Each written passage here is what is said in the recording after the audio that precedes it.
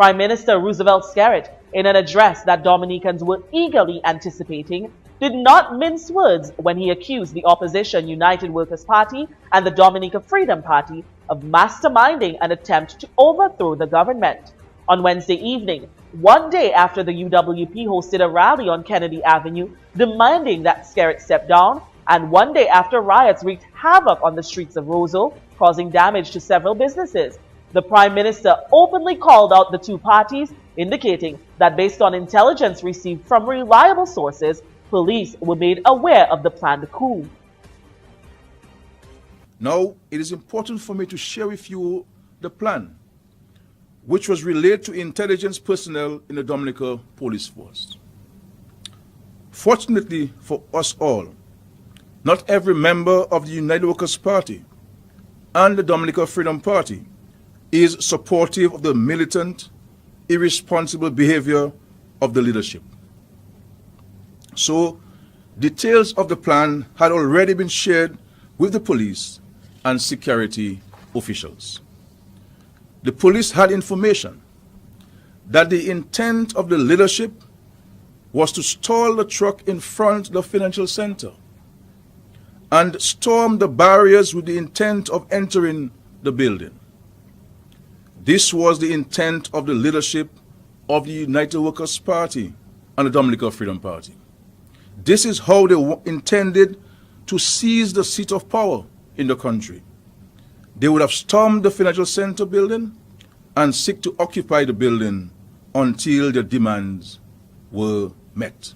Skerrit expressly blamed the leader of the opposition, Lennox Linton, and his fellow party members for initiating what turned into a violent night of destruction and turmoil in the capital city.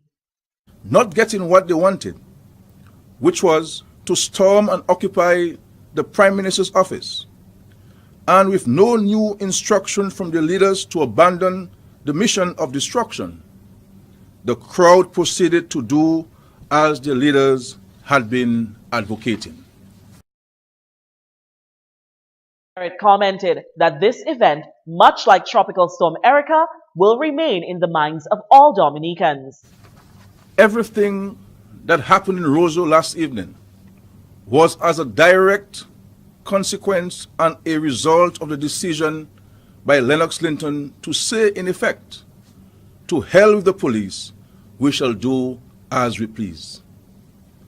There were other aspects of Lennox Linton's address to the mob that had gathered that would be construed as inciting lawlessness and acts of antisocial behavior. But this is all now part of a police investigation, which I will not speak to at this point, as I do not wish to prejudice the matter. The Prime Minister went on to say that Linton is resolute in his mission to destroy Dominica's image. Fellow Dominicans, friends, well-wishers, ladies and gentlemen, Tuesday, February 7, 2017, will forever be etched in our minds and hearts as the day that our beloved nation and our freedom came under attack from Lennox Linton and his band of miscreants. In a scene reminiscent of when Tropical Storm Erica wreaked havoc on our country, Rosa was a picture of destruction this morning because of yesterday's undemocratic onslaught from Lennox Linton.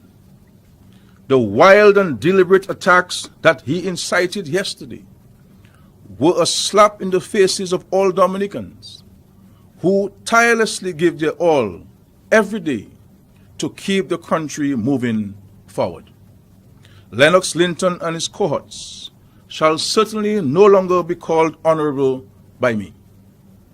Indeed, they are a dishonorable bunch, given the callous way in which they systematically sought to undo the good work of so many by destroying our beautiful, showing no regard for the Dominican lives, their businesses, or the state. Skerrit pledged to assist those businesses affected by the riot and to also meet with the cruise ship operators and airlines to reassure them that Dominica is a safe place to bring their business. And he also commended the police officers and the firemen for a job well done and for exercising extreme restraint in the face of danger. According to the Prime Minister, more than 30 culprits have already been apprehended.